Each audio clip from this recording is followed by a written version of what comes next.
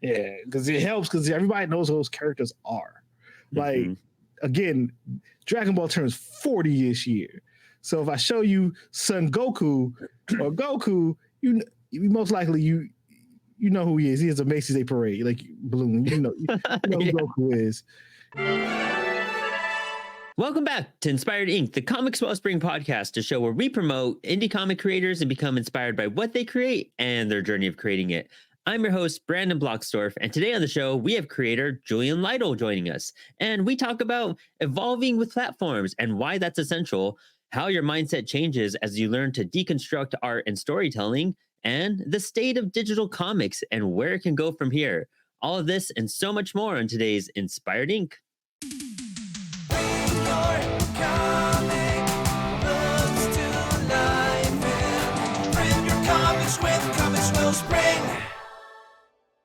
And you do quite a lot, from reviews to podcasting to also making some pretty dope playlists too. I just added the 3 to my Spotify playlist. Oh, thank you. Well. Thank you. Yeah.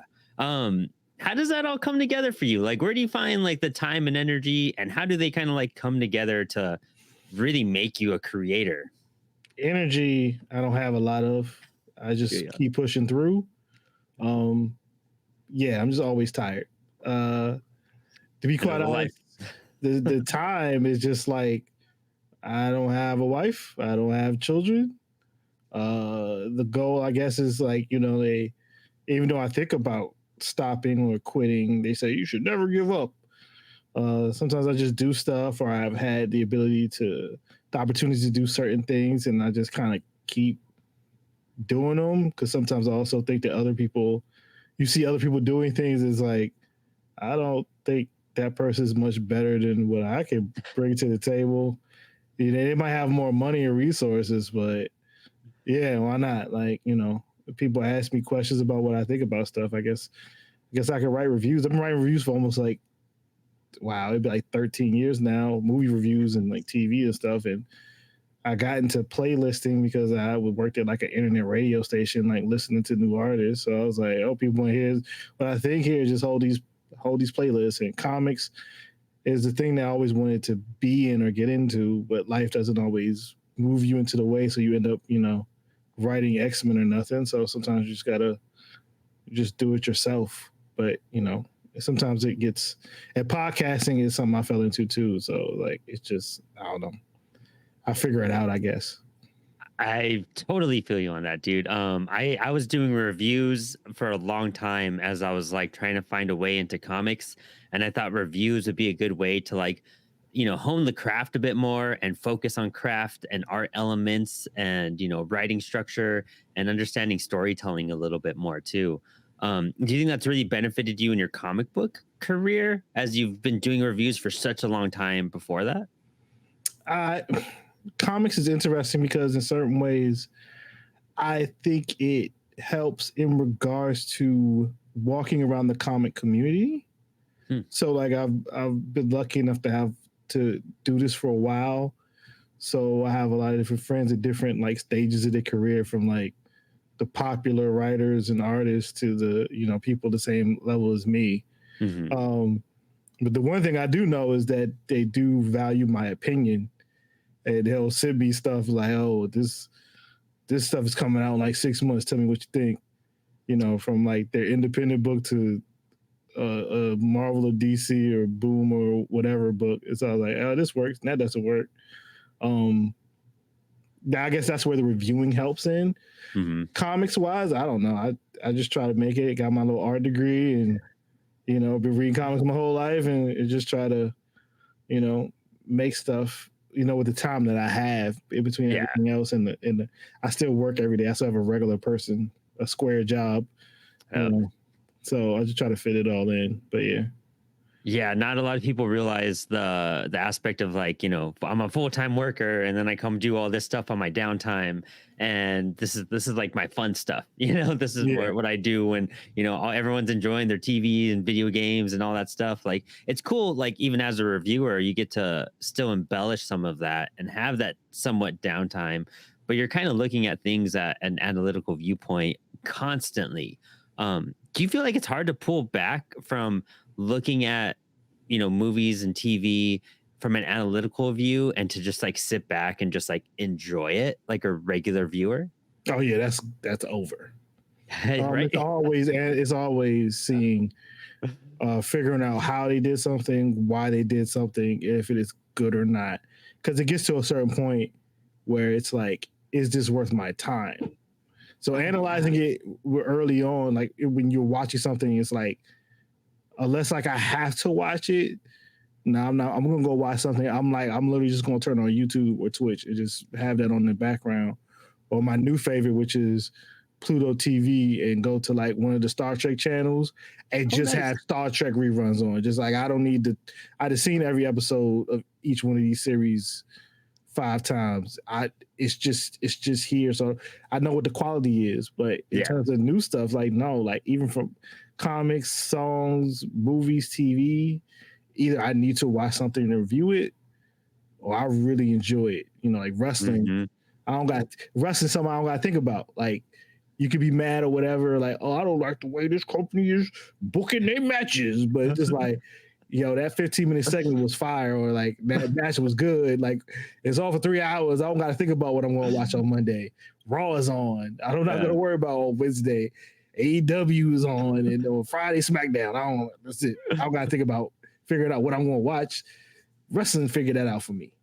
Oh, that's cool. That's good to still have that like side passion where you're just like, okay, this is what I could click into like as I work. And you know, it's hard to, I found that extremely difficult to go from a reviewer mindset to just like, oh, I just want to enjoy something. And then you just, no matter what you put on, and it's just hard to like be like, all right, this isn't capturing me within the first 5 minutes, 10 minutes. Let's just move on. Like there's no point in wasting to see. I know what's going to happen at this point. I mean, that's super cool though, because it seems like you have yourself like occupied in such a fulfilled way, in a sense where you're not just like overloading yourself with things, you're doing things with a purpose and you're setting out with a purpose. And the things you do get to relax on, it's kind of just part of your system already. And I think everyone needs that to turn off their brain for a moment. It's better than social media in a sense where people kind of zone out and just scroll for a while too, you know? Yeah. And then there's always video games. It's like, you know what you want to play. Yeah. Or you know what, if you don't have time to play the game, there's a Twitch channel with somebody playing the game. They're going through it. You can watch them say, I don't got time to play this right now, but I can watch this other person do it. Yeah, exactly. I was just getting into like Elden Ring for the first time. And that game is such a trip because there's so much happening in it and it's kind of confusing. I'm like, when I play video games, I'm very much into like Fallout and Skyrim, or unless it's like a superhero game that I'll dive into. But, you know, venturing into like a new game can even be difficult because it's like a new entire way of like embracing in the universe, especially one so expansive, and then learning the controls and the movements. What do you go to? What's your go-to video gaming whenever you do get the chance to sit down and play video games? Fighting games. I'm an old fighting game person. Nice. So, you know, fighting game is once you kind of know what's going on. Like when a match is 10 minutes? Yeah. If you got a real burning, it's like I can go online, I can do a match and I can cut it off. But also all the fighting games that are the most popular are decades old. So like Tekken 8 is 30. Yeah. Tekken 8 is out, but Tekken's been around for 30 years. Like, I don't need to figure out the world. Like I know I've been playing these. They got new moves, but I already know 50 from the previous from like 25 years ago. I can make it work. Street Fighter, same thing. Like I can learn new things. I can get better or not, but I actually don't have to learn anything. I just experience new characters or fighters or whatever. Like it just is. Like I don't have to figure anything out new. Or Final Fantasies I get into, and again I feel like I don't need, like, it's Final Fantasy. Like the story may be different, but is Shiva a summon? Like is Ether gonna return my MP? Is Potion gonna heal me? All right, that's good. Like I get through it. I love that. Yeah, dude, that's kind of cool because it's your way of embracing rest and downtime, you know? And with someone that does so much and who is so actively thinking, from creating comics to doing reviews and then doing your day job and things like that, like you need something to just settle you down and let your brain like just kind of cool off for a minute, because after all that writing and doing the website stuff and everything where you have to submit it, video editing, I saw that you were doing toy reviews, which are a lot of fun as well. All of Yeah, that. which is real basic because it's just like I figured I set my old phone up and I don't have the prettiest setup like some people, and I just open the toy up. It's just like, look at this cool Japanese toy I bought. And this character is from this anime that's probably old, but it's still popular. And yeah, Your it's Dragon very Ball cool. ones are a lot of fun. Yeah, because it helps because everybody knows who those characters are. Like, again, Dragon Ball turns 40 this year. So if I show you Son Goku or Goku, you most likely you know who he is. He has a Macy's Day Parade, like Balloon. You know who Goku is. You didn't see Majin Buu. You just seen that pink bubblegum guy as a meme somewhere. Like, even if you really don't read it or watch it, you know what this looks like. You kind of know what Naruto looks like. Some stuff I know people might not get, like when I get into my Kamen Rider bag, but eventually that's gonna get popular too. Watch. I feel like that's why you're having a lot of success too. It's not like a nostalgic type of thing that a lot of people chase after, which I feel is like a little much, especially with how overridden nostalgia has been the last, I don't know, like 5-10 years especially with like the bigger companies right now. But I mean, you're choosing things that are familiar, and familiarity is different than nostalgia. Yes. And that's where I think you're having success. You're getting familiar items, not nostalgic items that everyone's looking for.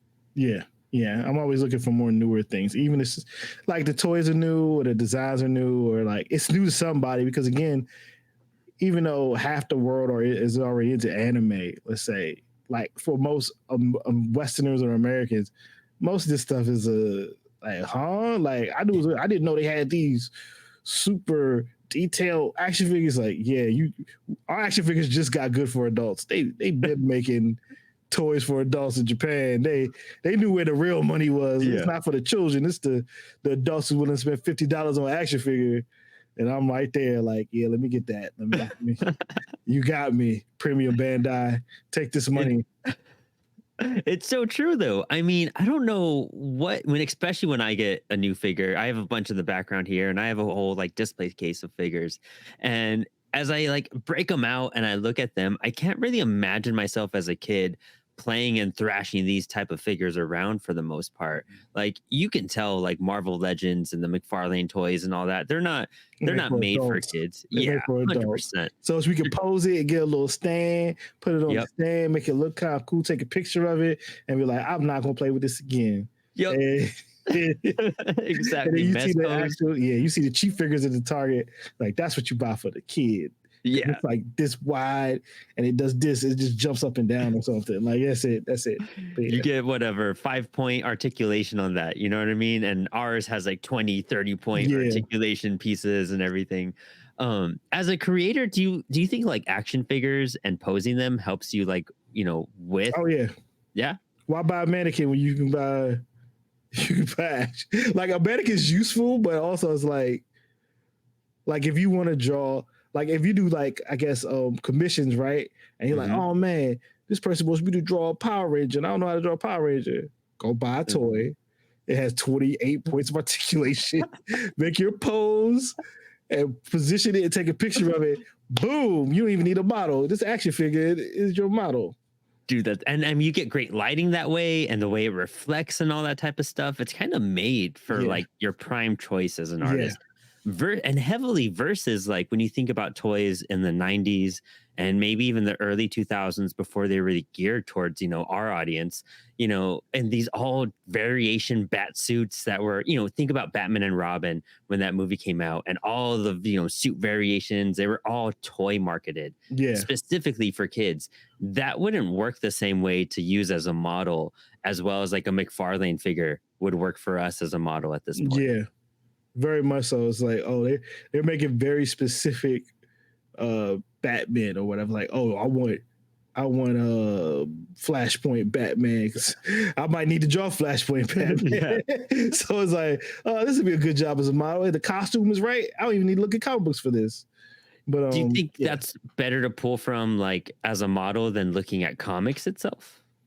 I think it's a good thing to have both with the different services and Google image search, but a lot of like if you have a maybe not the most premium DC universe account, you search a comic, pull it up, you have the action figure you got from Target, maybe you got a coupon or something, Mhm. It's like you got a character, you got a bunch of characters. You can draw them any way. You can use real life and then pose the toy that way, so you get the proportions right. It's I would say it's a great thing. It'll probably be really interesting too, when people start having easier software to scan 3D things in its like 3D models and put them into their computer, and then they'll be able to like use it to just make like dummies. It'll be interesting how that affects comics. Besides the whole AI stuff, there's also other ways of using technology that could probably help people draw Oh yeah. and be more productive that they haven't even thought about yet. And I think that's really cool because, I know there's a big controversy about AI, and I'm very against like, AI, the way it's been like manipulated in a way. But I think using AI as like a tool, kind of the way a guitarist uses like a distortion pedal or like a phaser or something like that, like using it as an element to the art and not using it to create and shape the entire art. That's like a cool direction. And that's kind of like where you're using those 3D printers and everything, like using that as a tool to like make something, but it's not doing all 100% of the work for you. That's what I admire about stuff like that. And I think we have some great room for advancement and opportunity in that direction. But like any good thing, it could be used for evil and whatnot. And that's a whole topical thing and as well. You as an artist though, where did that come from? What was like, did you have an upbringing where you were wanting to draw and consistently drew throughout your life? Yeah, I started drawing when I was pretty young, when I was like 7. Of course, all kids draw, but there's a point I think where you make a conscious effort to decide, oh, this is what I do. Like, so around 7 was the time I like, oh yeah, I draw stuff. That's what I do well. That's what I want to do. I got really good at drawing Ninja Turtles from looking at the picture. Like I could easily copy it. It looks exactly like the picture. So not only did I like Ninja Turtles, I got good at drawing. And Mark Chrysler's TV show, he was a PBS guy. He would have a TV show where he shows kids how to draw. Oh, he has like now it's like the Imagination Station. It was called The Secret City when I was a kid. Oh, so that show come on, teach you how to draw stuff in like basic perspective and different points to draw like a object in space, like foreshortening on like it was stuff that he wasn't using the big terms for. It was like, oh yeah, this is. You go from that and you draw Ninja Turtle, and then people was like, oh man, you can draw that really good. And then like other kids like, oh man, you draw perfect Donatello. Like, exactly. Yeah, I'm the best.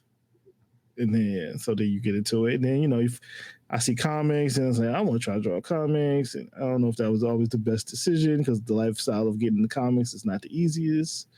But yeah, How has been your comic book journey? I mean, where did that like come from with your first book into like where you wound up now? Okay, well, I would say the first thing I wanted to be was essentially a artist. You come up, I'm like in my early 40s. So, my peak age of reading comics is the 90s, the era where everybody like trashes on. But, I was reading one of the first comics I actually read was like Dark Knight Returns when I was like 7. So like there's a lot of things I did when I was 7. But so it's like I never stopped reading comics, so I continued. And I wanted to be an artist and I wanted to draw X-Men and I tried, and I guess, it's interesting because you can always say you're not good enough, or you can always say that like the editors who was looking at portfolios didn't like your work. Because sometimes you can see stuff and you can hear stories and say like, well, they said I wasn't good enough, and then they show it to another editor, and then like this editor thought it was great. Like I watched something about like Rob Liefeld, and like one editor said he wasn't good enough, then he sent it in again, and another was like, you're perfect, we're gonna put you on New Mutants because we need some fresh. So it's like, was he not good enough, or basically was that the aesthetic choices of the editor who's watching it? So I can say, I don't know if I was good enough or not, but at a certain point, you try. I got to a point where I was like, oh, try to do a comic strip. And then like the whole process of getting a comic strip was weird because you had to send in like certain amount of weeks worth of strips. And at that point, if you know anything about, journalism and newspapers, the newspaper was already going down in the 2000s. It was already, you think it's bad now, but it was already starting to going down the hole then. So I was like, you know what, I'll just make a webcomic because webcomics were new. It was before Webtoon, but you had to make your own site and get the little plug-in. And so I did that. And over time, I had some Delia dances with the big two and mostly just DC cool. and some other places. But for the most part, I just put out my books. And then after a while, I stopped. And then when I started going back to conventions, I was like, I'm going to print them because it's interesting because I need something to sell. And the landscape of conventions changed from being able to garner audience from just being online, which I think in the 2000s was a lot of just being on message boards and cultivating relationships and friendships and communities, that I could go to a convention and not actually have a physical book, but just get away on just commissions. But once you get post Instagram and post things, the landscape changing. So I needed to have books. So I decided to print my own, and that's how I ended up finding Comix Wellspring and just using them. And when I do make something, I send it in. I'll get them printed from them. And I take my small amount to shows and I try to sell out what I have. That's such a cool evolution that you've seen throughout the years as well. You know what I mean? Because even from social media, that has become part of a creator's arsenal that's so essential now and so pivotal to kind of make it and do have some success versus probably 10, 15 years ago where social media was really just a building block. I don't think, were you really utilizing it in any similar way than you are now? Well, the world, you have to think about it. If you're thinking before, let's say iPhone 4, right? There's the birth of social media, which is technically Friendster, into MySpace, into Facebook. Again, message boards were still a thing. It was better just to find out where the comic sites were, go on the message boards, join, comment, cultivate, be regular. Then the early days of comics podcasting that started in around 2005.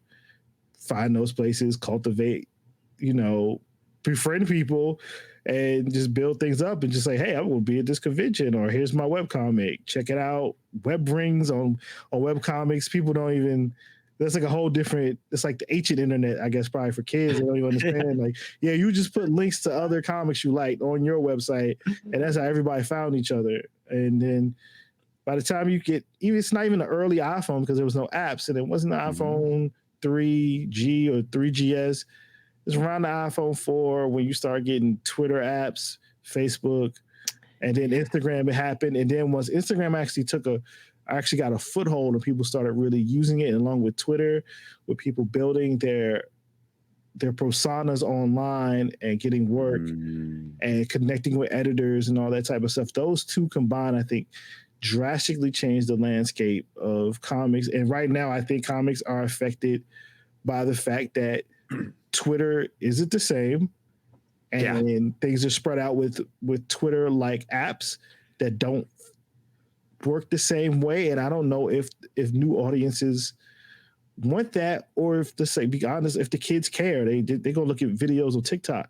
So you better get on either getting your stuff in front of the comic TikTokers, or figure out how to do it yourself on TikTok, and maybe, I guess, also moving into YouTube. YouTube's been around so long that people actually don't think of it, but it came out in 2005. Yeah. It's one of the most ancient out of all the the main pivotal social media aspects online. But it seems fresh. It's always seems new. It never feels old. There's a whole society or culture of comic book stuff on YouTube, channels with hundreds of thousands of followers and videos with tens of thousands of views. This would have been podcasts 10 years ago? Yeah. That's what comic podcasts were 10 years ago. Yeah, 100%. Why listen? You can watch people now. And it's such a trip because I started comic podcasting because I was so into what Kevin Smith was doing when he was interviewing just comic book creators. And that's how I discovered Grant Morrison, and that's where I got to listen to Scott Snyder the first time and things like that. And that's what really intrigued me. So even starting my own podcast, Apollo City Comics, that turned into an imprint and whatnot, just doing that and having to include a video element was just so like even new and weird to me, that being Yeah. like, I have to do this if I'm doing a podcast, and just like somebody who's making a comic, you're just like, well, now I have to get on TikTok and do videos of my comic to expose people to my, my floppy comic. That's what you have to do. You have to have that 10-second, bit to at least get some of these people's attention. For our attention spans just shortening faster and faster by Yeah. the year. And so you need that hook immediately on that. But it's weird. It's kind of crazy. You're right. It's just going from, I kind of grew up at the era of like right when MySpace was like starting up. I kind of had some small social media before that, but I was there with MySpace and there forward. And just the way you promote and announce things and say things and do everything, it's just totally different. And you're having to constantly readapt and restart it's like, when they were going from VHS to DVD to Yeah. Blu-ray to digital, you know what I mean? You're like, how do I keep up with all this? It's overwhelming to an extent. It seems faster because with physical media would take time. Like, VHS was the king all the way up until like, a bunch of young people got PS2 so they could watch DVDs. And then like DVDs was the thing until everybody was able to get like a nice TV that was flat. And then also like the game systems had Blu-ray players in them. It was like, I get Blu-rays now. And then everybody got the streaming and nobody wants to buy physical media, and that's a whole different problem. But but with technology, it seems like I've never even gotten to Reddit. I don't even understand how Reddit works. Like, I just made a Reddit last year, and it took me like a year of having it, and then I just got into it, and kind of just to find answers to questions, you know what I mean, or maybe some insight. But it took me a while to figure that out. I won't even lie. Yeah, like to post to it and the culture, how you should and shouldn't do what. I don't know. So I kind of just I only use it to like look at stuff occasionally. But we get new stuff all the time. Like, who knows what's going to be the next thing from TikTok? How things are going to shift? Who knows? And how are people going to adapt to the technology? Do you have any like guess or like assumption of where we might end up? Like it may be a year or two, because like what you're saying, Twitter is like on its way down. Nobody calls it X. Even when we're adding the logos to the bottom of this, we had the bird. We didn't realize it was the X logo until like right before we launched the show. Like, who cares about the X? It's a Twitter. I know.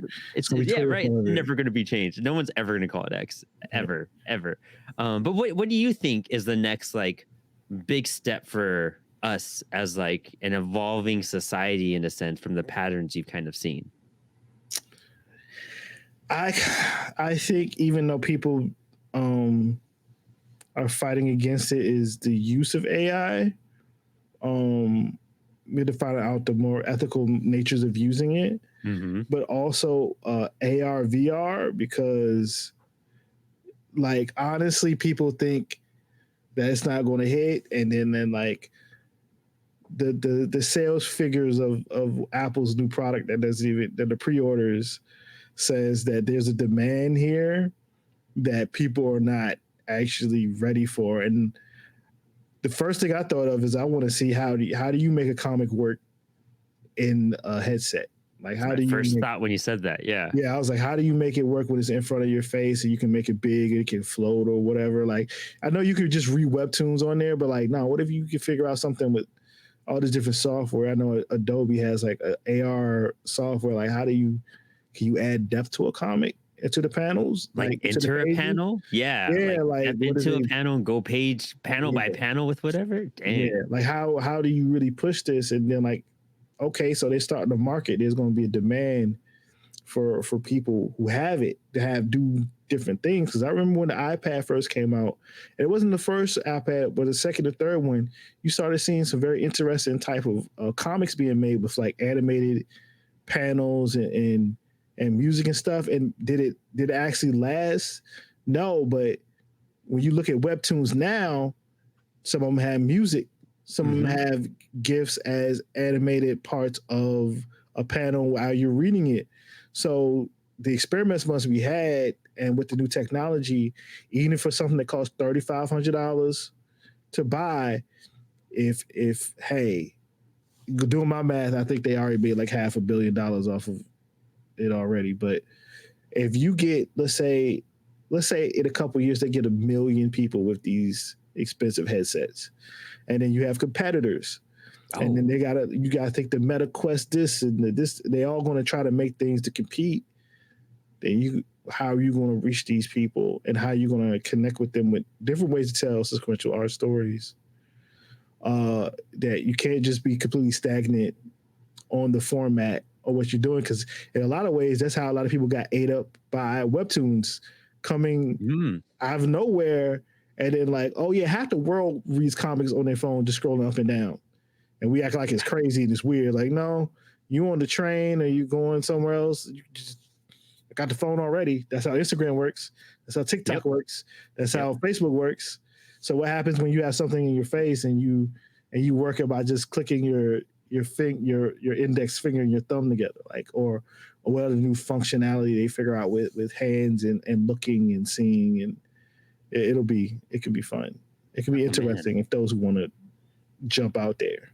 Yeah, no, you're completely right. It's it's one of those, you kind of win some elements, but you lose some elements to the craft too, especially like what used to throw me really off was like what you were saying, like when you see a GIF like as a panel or some movement, because then I felt like it defeated the purpose of like a singular panel in a story. But then again, it's like, it's still like a moment. It's a meme. It's a meme, because a meme isn't really just using comics. The way in which we talk about memes, they're just single panel comics. That's true. That's very true. Actually, that's a great observation. And I don't think a lot of people realize that as well, is that everyone's kind of already making their own little mini comics. I mean, look at what were, I can't remember, like Family Values, the old like script stuff. Yeah. Marmaduke and all that type of stuff. Single panels.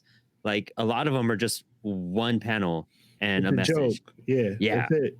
Yeah, exactly. And that's like maybe where we're kind of heading, all that comic strip formats always carry through in some aspect. And that's kind of the way webtoons sort of work, but just switching the layout just a little bit more. And it's almost more enjoyable to scroll than when you do like Marvel Unlimited or whatever, and you do the panel by panel sequence. Give me the whole page, or you make it like webtoon. I know Marvel's experiment was actually making comics like that on their app. And then DC just like, hey, webtoon, just make comics with these characters. Yes, yeah, exactly. They're like, we're not even gonna copy you. Y'all want to? Okay, that's amazing. Yeah, it's true. They're just like, take the rights. You guys are doing it right, and you guys have the audience already. Why create a new audience? And DC's, I feel like they've been struggling the most with the digital aspect of comics than anyone else. Like their platforms just have not really hit the same success as like Unlimited or Comixology and things like that. Yeah, I kind of like their platform was better, but it's true. People really like Marvel Unlimited, and I think the DC app is better because they give you it's only 1 month behind. Oh, only cool. 1 month behind, and it looks good on the iPad. Maybe it doesn't work as well on the phone. The Marvel Unlimited app probably works great on the phone. But maybe I haven't tried it on the phone too often too, but I've only used it on the iPad. That's crazy. I forget that they've had another re-advancement. I haven't done the DC app since when they first launched it. With the movies and the cartoons and everything. Exactly. Yeah, they got whole graphic novels in there now. Like if you want to read a certain thing as a graphic novel form instead of a comic book form, you can read it that way. They got other things in it, but you're right. Sometimes I would say the way in which people feel about DC actually clouds their products at times, especially the fact that maybe some of the movies don't work for people as other ones, that clouds the other things that they do. The apps are about comparable, except that if you pay extra to DC, all you got to do is wait 1 month and you can read it digitally. That's pretty rad though. Yeah, but Marvel is 3 months or 6 months, right? 3 months now, and I'm like, a lot can happen in 3 months. Yeah, and it's not cheap. It's just, I think the nature of digital comics is they're still so tied to the single issue format and the physical retailer and everything else. And on the older fan, then I'm like, you guys all should have jumped on this webtoon format way sooner. You should promote it way, way more than you do to capture this audience, because it's the one thing is they're doing good with the YA books. Like, very well. They're doing very well with that. So like my thing is like, okay, you got the 8 to 12 year olds. what are you doing for the 16 to 25-year-olds? Because you're using the 16 to 25-year-olds to manga because your stories is either made for old people or children. Yes, exactly. There's no middle ground for a lot of that too. And I feel like maybe a lot of us kind of stopped reading comics in that like high school, post high school range. A lot of people because, did.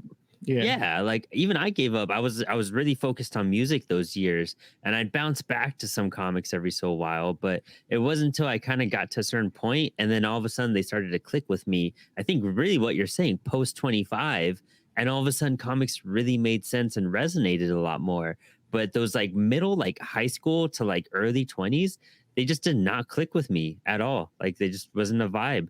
And what you're saying about being distracted what DC puts out on a mainstream level, like with a lot of their movies and film and TV in that sense, like it doesn't compare to their animated films and it doesn't compare to the quality of their comics either. And that's very distracting. And I feel like Marvel is now going down a similar path where it's like we are now feeling overwhelmed with the amount of Marvel that we're not looking at how good, the comics can actually be and going back to that source aspect. And we're just we're so caught up with watching everything, we're not having time to sit down and read the good stuff. Yep. Yeah. And if we're evolving from like different formats of comics, and what you're saying about floppies and everything, like do you feel like as a creator webtoons and like trades are like the future, or we should try to push for that transition more? The thing with webtoons that people seem to forget is that it comes out in a chapter focused format. So the chapter is the same as a single issue. So what gets people into the big webtoons is that they read every week. It's regular. It's like watching a TV show. Oh, there you go. And the same way which most people got into comics was like they read every month. I think the way in which the stories are told is still, for a lot of mainstream superhero comic books, or even Image and Boom and the rest, is that they're told in like we're reading parts of a bigger book. And the big book is the trade paperback with 4 to 6 issues in it. And for some people, it's like, I'll just wait to watch this versus the all-going serial nature where it's not even really like there's breaking points, but it's not like a clean like this is I can like stop here. Like, nah, man, even if you get to the end of this arc, they didn't drop some hints that you want to see something else. I think even when you connect the manga, even though a lot of people over here may read the takumans, which is essentially the trades, there's still a significant audience that read either legally or illegally every week. Yeah. They need that. They need those 90 pages every week. So my thing is, why can other people get people to read essentially between 15 to 20 pages a week or something like that, or a month, but we can't figure it out anymore? I think it depends on how we want to tell the stories versus the big format change. I think all that happened in the mid 2000s when like the Bennesses and the Millers and the Ellis, all those people hit and they changed the way we thought about comics. They wrote for these longer arcs, and the trades came out and the 6-issue arcs, and they got rid of thought balloons and they got narration boxes, and we got the widescreen nature from the Ultimates, and all that stuff was hidden. It worked, but you gotta evolve, because the internet is very easy to find other things and other ways to like capture that thing, and you keep on telling the same type of stories with the same characters over and over again. You either as much as I love DC, you're either rebooting, and Marvel is seemingly becoming like the movies are first, and then the comics change into to be like the movies, and they tell stories that feed the movies of the future. And it's just like, all right, y'all got to figure something out. And, Image has its up and downs, but it seems like the Skybound with the Energon universe is hitting everybody upside the head. Yeah. And, Booms has had some success with the Power Rangers franchise, and IDW has Ninja Turtles. And, some things work because some people are doing different things. But overall, I think people really need to look at the format and why certain stories are working and why they're connecting with certain audiences, versus maybe feeling frustrated or jealous or angry that certain audiences, so or going over these things instead of trying to figure out, what makes these work. Yeah, like why are they going over there? What's attracting to them, and what Yeah. can we incorporate with our stuff? I totally feel you on that, and especially what you were saying, consistency on those releases. I remember, I've kind of stopped collecting modern comics, especially for price reasons and everything. You get older, it's just expensive It's hobby. $5. It's $5 Yeah. for a single issue. Yeah, no. Yeah. Yeah, Price I is a can't do major that. factor too. Webtoons don't cost no money. Yeah, A manga app costs $3 a month. Or a taco bar costs $8 to $10 for 200 pages. Price is I didn't even talk about price. Y'all charge $5 for one comic book, but the trade is going to cost $20 in 6 months.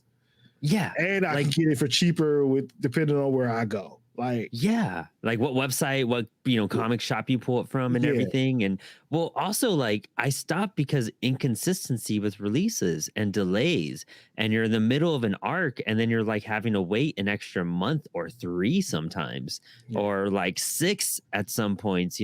They had that Swamp Thing, what was it called, like Green Hell or something, and issue 1 dropped, and then like, dude, I forgot about that series. And like 8 months later, they're like, okay, now we got issue 2. And a month and a half later is issue 3. And you're just like, what? Like, how did this? And it's done after 3 issues, that big of a gap, again, attention spans 10 seconds now. If you're not doing it as a TV show release and you're doing it, every other month, or like, even monthly is a big gap for a lot of people to be like, what happened in Batman last month that I read for me to catch up now? Like that might be a big disconnect within audiences as well, where you're like, why don't I just wait to get a whole story all together collected? Because now that's like the bigger, I'd rather have a nice Tom King hardcover than, 12 of his single issues at this point, because I could enjoy the whole mystery story at that moment.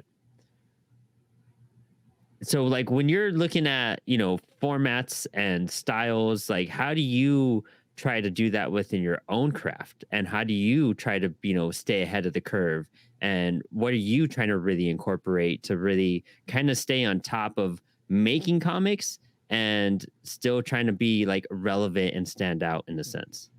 So like when I make my like comic strip, I try to keep the strips or whatever equal to like a page. So when I print it in a book format, it can work on a page. But I do try to keep between, depending on the format, if it's like a more magazine or classic comic style, between like 5 to 6 panels max, or 3, or I still do like a lot of like 1 panel type of comics. Like you can't beat sometimes something that essentially works as an Instagram post. Yeah. That's key. That's super cool. That's a good way to stay on top of it, because if you're utilizing it in a social media aspect, you're kind of like winning on every ground at that point. You're kind of checkmarking every aspect to be successful. And do you think having that physical media, especially now, has like bolstered you up a bit more, just above just having that social media presence? I don't know. It depends. But I do think that as time goes on and digital reading of comics become more and more important, I think the idea of the physical comic will matter more. And even though comics are expensive, if you make an object that feels worth it, that not is just a physical object. Let's say like, this might be a dig. It's not like how Bad Idea just like puts out a comic but only sells it to certain stores, so that's the only way you get it. It's like that type of artificial scarcity I don't think works, because it feels like it's borrowing from other parts of subcultures. Like like I'm big into tennis shoes, or quote unquote sneakers, and so we know that Nike can make more shoes, but they don't. But they also, you can only get it at certain stores. If it's a skateboard shoe, you can only buy it at skate stores. And I understand it because it's for the skate culture. I think with comics, you can do some of that in regards to how you print certain issues, also doing limited runs to connect to the collectability, but also don't like hit people over the head. Like it's like you're going for, the speculators or whatever. But because you always basically just put out another version of the same comic, it's like, oh, this one got the red cover, and it's the same comic book. But for people who didn't get a chance to get, let's say, the special printed $20 comic, and I think you see some of that with Kickstarter, when you see people have Kickstarter tiers. Mm-hmm. And they'll have like, oh, you get the digital one because you only gave us $5, thank you. And then you get like, oh, you get this one with this cover, the regular cover, and then the deluxe special, you gave us $50 cover, and this type of stuff. You think you could probably pull that off in real life with conventions or certain stores, or people could probably do things like partnering with certain comic book stores and also doing things online. I think some of the stuff Distillery is doing might have some good ideas behind it. People have to really figure out how they're going to deal with physical and digital, and what they're charging for physical books to make it more. It can't just be a regular comic book as they've been printing, with the cover stock being the same stock as the paper stock, and you're charging me $5 for something that I can really read in 15 minutes. It's like, yo, One Piece come out every week, and I'm only paying Viz $3 to read the app. And by the time I get your one comic book, if you're late, I done might read 6-7 chapters of One Piece. I done got hundreds of pages of story, and you guys hit me for this 22 pages. It's like, you guys they gotta figure out, because they have a lot more resources than people. They have more resources to say what I have as a person that has to like look at whatever extra money I have, decide how many I can print. Yep. Pick my different things to make it interesting. Pay for my small. Like, they have people to do. They can figure this out. They just gotta have the ideas and the gumption to go do it. Oh no, I completely agree with that. I love that aspect and that take on it, because you're right. Like, a digital format is cheaper because it's more accessible in a sense, and it really doesn't cost anything to physically print. So when you are putting something in someone's hands, like, make it worth it.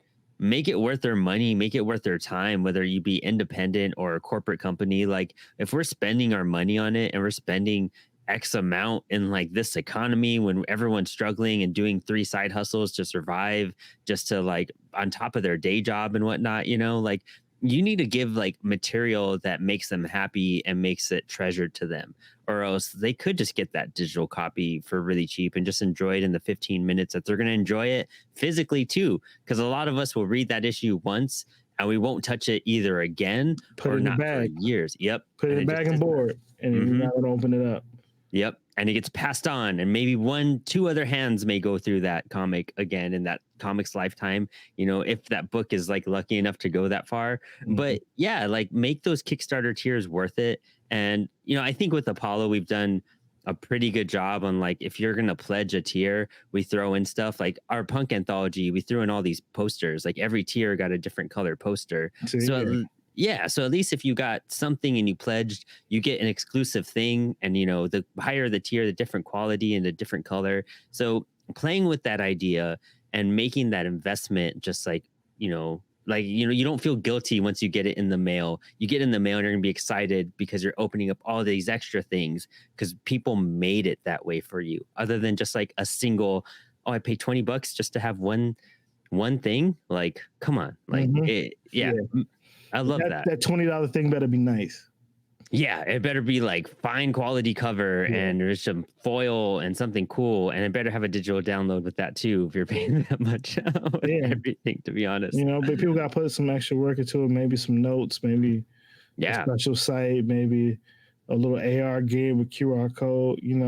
I do like that some creators make playlists.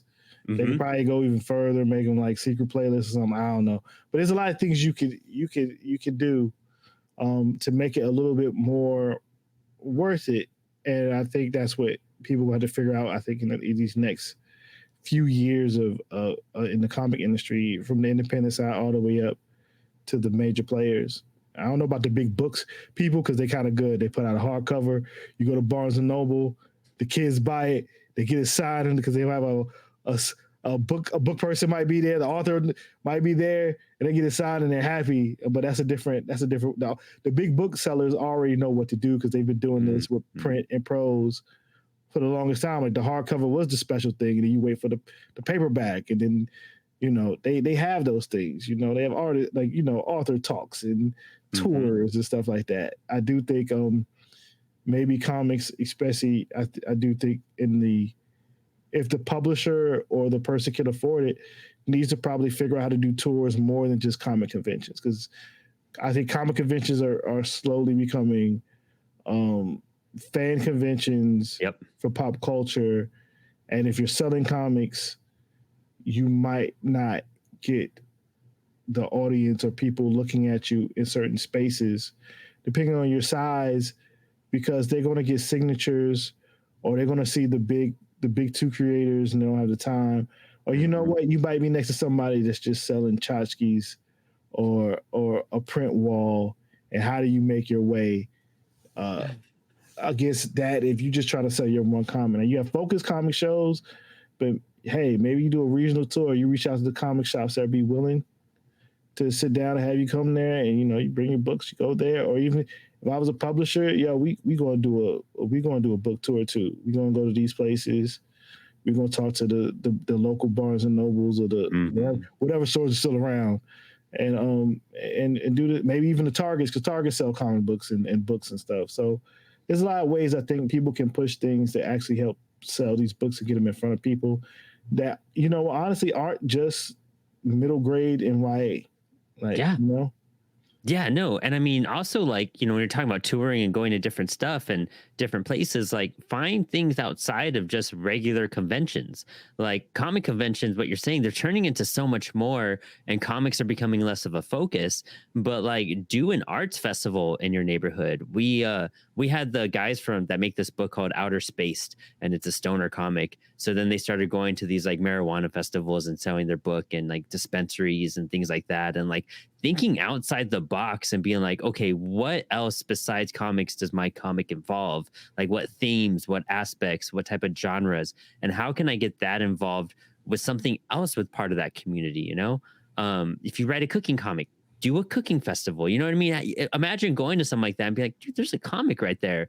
I might as well just check that out since I'm here. Like, with everything else, it'll seem fresh to that audience, because just like how toys and posters and fan art seem fresh to comic book conventions, comics will be fresh to those other type of festivals. Yeah, because people might be into it. Yeah, it's a whole different type of audience. They might not even still appeal to people who've like always wanted to go to a comic convention but I've never been. And some people that just might not be interested in comic conventions because they just think it's people dressing up.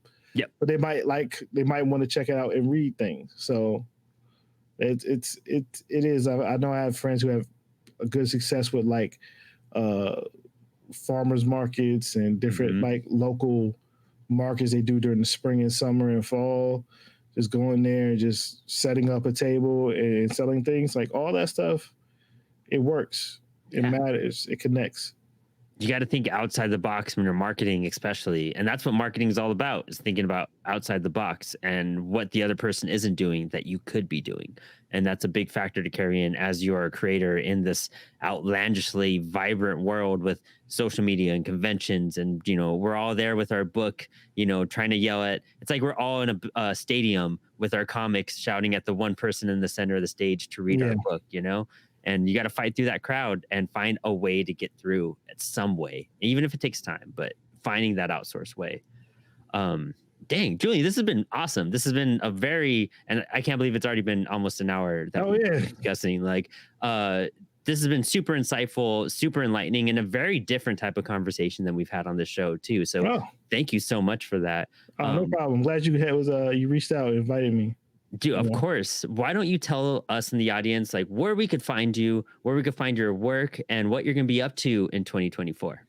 So, on all social media platforms, if you look up Julian Lytle, Lytle is how you spell my last name, you'll find me there.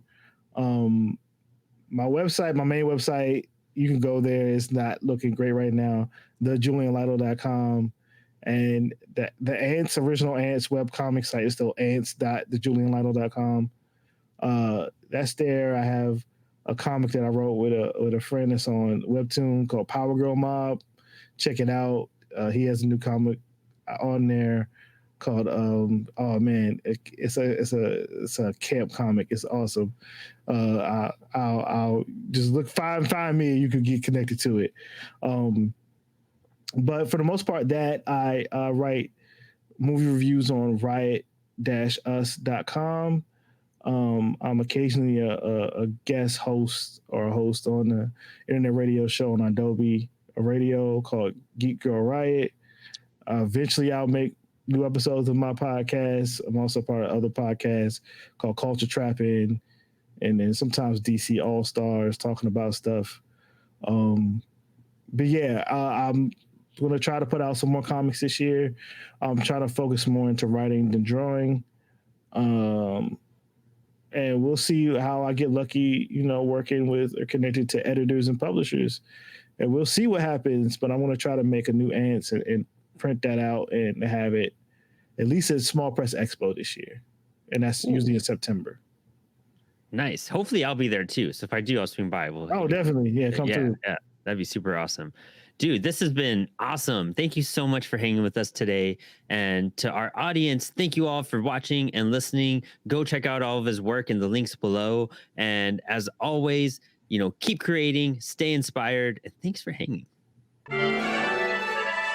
Looking for high quality printing, fast turnaround, and the industry's best customer service? Look no further than Comix Wellspring. Trusted by thousands of indie comic creators, Comix Wellspring has proven to be the go-to comic book printer. So when you're ready to bring your comic books to life, go to comicswellspring.com and be sure to check out one of the best platforms to sell your physical and digital comics online, the CWS Bookstore. Remember to subscribe, hit that notification bell to see our lives come out twice every single week on YouTube and podcast platforms. And also tag us when you share your favorite episodes and moments from the show. And remember, creators, thanks for hanging, keep creating, and stay inspired. Bring your comic books to life and print your comics with Comix Wellspring.